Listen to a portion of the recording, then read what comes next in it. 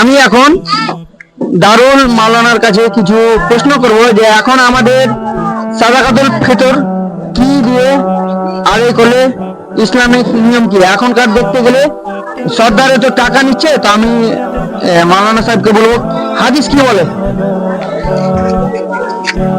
আসসালামু আলাইকুম রহমতুল্লাহ। আমাদেরকে প্রথমে জানা উচিত যে সাদাকাতুল ফিতর কিসের কারণে খরচ করা হলো। আমরা এটা যদি না বুঝি তাহলে কি দিয়ে ফিতরা আদায় করতে হবে এটা আমরা বুঝা অসম্ভব হয়ে যাবে। তো সাদাকাতুল ফিতর রাসূল সাল্লাল্লাহু আলাইহি ওয়াসাল্লাম বলেছেন এই কারণেই খরচ করা হলো যে যারা সিয়াম পালন করে এদের জন্য যদি কোনো ত্রুটি হয়ে যায়, কোনো খারাপ কাজ হয়ে যায়, খারাপ কর্ম হয়ে যায়, এই কারণে সেটাকে মোচন করার জন্য এই সাদাকাতুল ফিতরকে খরচ করা হয়েছে। তো আমরা এখানে যখন সিয়াম পালন করি এটা আমাদের কাছে জানতে হবে আমরা কি থেকে বিরত থাকি, খাদ্য থেকে। কি থেকে? খাদ্য থেকে। তাহলে খাদ্য থেকে আমরা যেহেতু বিরত থাকি তো খাদ্য দিয়েই আমাদেরকে এটা পূরণ করতে হবে। Point number 1। আর একটু আপনাদের পয়েন্ট দিয়ে আমাদেরকে খাদ্য দিয়েই ফিতরা দিতে হবে। কেন? যে স্ত্রী মিলনের কারণে যদি কারো সিয়াম ছুটে যায়, মনে রাখেন, স্ত্রী মিলনের কারণে যদি কারো সিয়াম ছুটে যায় তাহলে এই সিয়ামে কাফারা কি? একজন গোলামকে আজাদ করা, না হলে কি 60টি সিয়াম পালন করা, না হলে কি 60 জন মিসকিনকে খাদ্য দেওয়া। তাহলে কাফারা এখানে খাদ্য। তাহলে সিয়ামের পরিবর্তে কি আছে? খাদ্য। 2 নাম্বার। 3 নম্বরে আমরা যদি দেখতে যাই, আল্লাহ সুবহানাহু ওয়া তাআলা বললেন যে যারা তোমাদের মধ্যে অসুস্থ, যারা সফরে থাকবে তারা যেন এর সঙ্গে পরে পূরণ করে নেয়।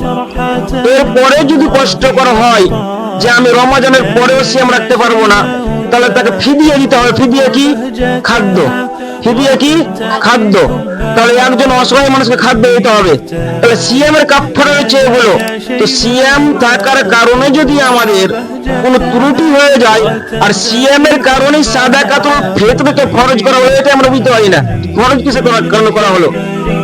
আর যেটা যাকাত, সেটা হচ্ছে টাকা দিয়ে।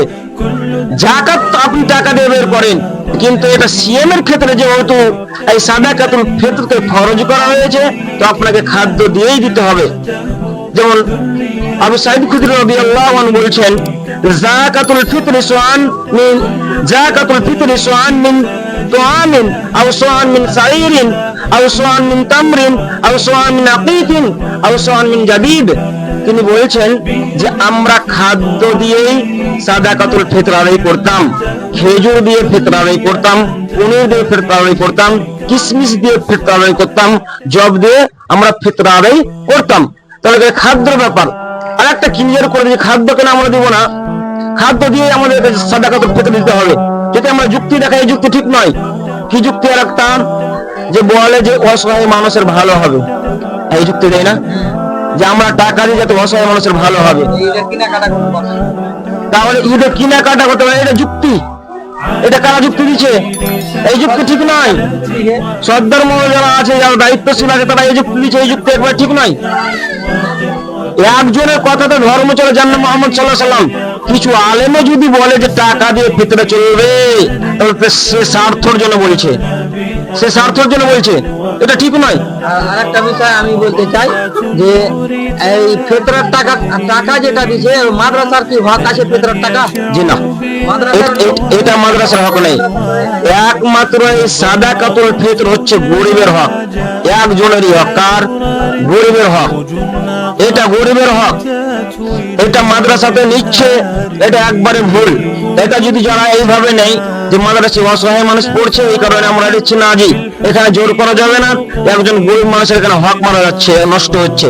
কিন্তু সর্দার মহলকে দেখেন, যখন একজন অসহায় মানুষ আসছে তাকে তো পয়সা 100 টাকা দিচ্ছে, মাদ্রাসা থেকে আসছে 500 টাকা দিচ্ছে, অথচ তার হক নেই।